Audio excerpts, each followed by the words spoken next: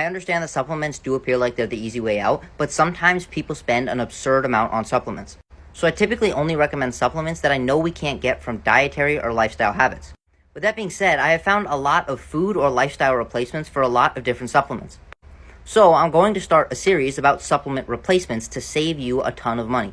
And I'll also mention at the end of the series some of the supplements that I would take, because it might just be easier to get them in supplemental form. The first supplement that I think some people can actually eliminate is going to be vitamin D. We create the inactive form of vitamin D in our skin when it is exposed to UV radiation. This inactive form is then converted into an active form in the liver, and then converted into the hormonal form in the kidneys. With that being said, I want to talk about tanning properly in order to get maximal vitamin D production. It does appear like you can spend too long in the sun. The initial conversion of cholesterol to pre-vitamin D3 in the skin is dependent upon UV radiation.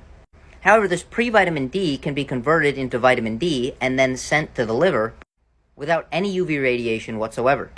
The conversion of pre-vitamin D3 to D3 in our skin is referred to as an isomerization reaction. And this just means it's actually dependent on heat. So keeping our skin temperature elevated after tanning can increase the rate at which we convert pre-vitamin D to vitamin D in the skin. It will be sent to the liver where it's converted into the main vitamin D called calcidiol. However, if we spend too long in UV radiation, some of that pre-vitamin D that I spoke about is actually converted into different molecules. These molecules are called tachysterol and lumisterol, and these cannot be converted to vitamin D. Rather, they need to be converted back to pre-vitamin D when we get out of the UV radiation. And this is actually a way that the body keeps us from over-synthesizing vitamin D if we spend all day in the sun. However, it does indicate that spending less time more frequently in the sun can decrease the formation of tachysterol and lumisterol and increase the amount of pre-vitamin D that's converted into vitamin D. With that being said, people with darker skin have a much more difficult time creating vitamin D. And this is because they have an increased amount of melanin. And this melanin actually acts like a natural sunscreen and emits UV radiation back into the environment, meaning that there's less UV radiation available to convert cholesterol into pre-vitamin D.